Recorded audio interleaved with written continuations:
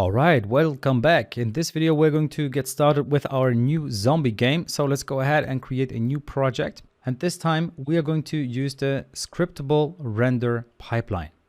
Therefore, let's select universal render pipeline, this one here, and then give it a name. I'm going to call this one zombie FPS.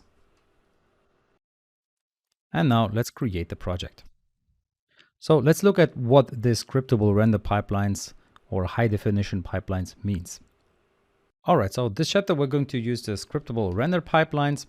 Scriptable render pipelines allow developers to write how Unity renders a frame in C# instead of using the built-in render pipeline like we've been using in the past chapters, which does not permit modifications.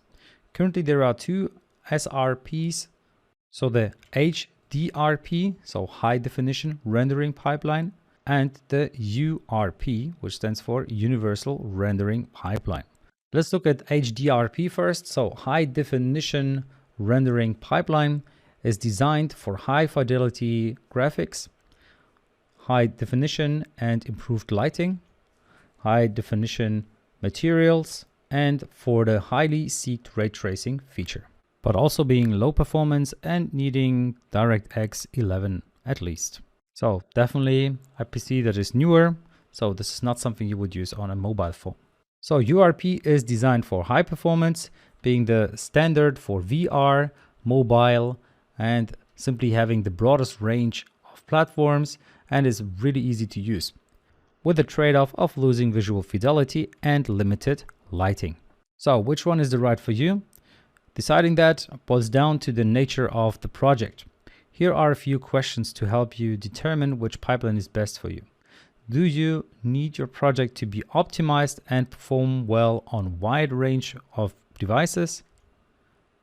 Then you should use URP. Or are you aiming to release your project for high-end platforms? Then you should use HDRP. And as you saw, we are going to use URP, which stands for Universal Render Pipeline. So when you come into your game, you will directly see that it has a bunch of assets directly inside of them. You see here a bunch of folders, materials, presets, scenes, scripts, and all of the good stuff. So if you go to your scenes folder, you will see that it only has the sample scene, which is this scene that we have in here inside of our game. So let's scroll in a little bit. You see here we have a couple of example assets, and they look pretty nice. Graphically, they're pretty good. You see here very detailed graphics, and this is something which is quite fine if you have an okay PC. But if you have a poor PC and you would replicate this and have a bunch of different assets, then it will become a little more difficult to edit it. So I highly recommend to upgrading your PC if you feel like this is too slow for you. But for our project, we're going to use assets that aren't too heavy on your hardware, because I think that not everyone has a super strong PC and powerful PC, which is why I decided to use rather low graphics assets, which don't look as amazing as they could, but it will make sure that it will work on even older PCs out there. All right, so see you in the next video where we're going to get started with our project.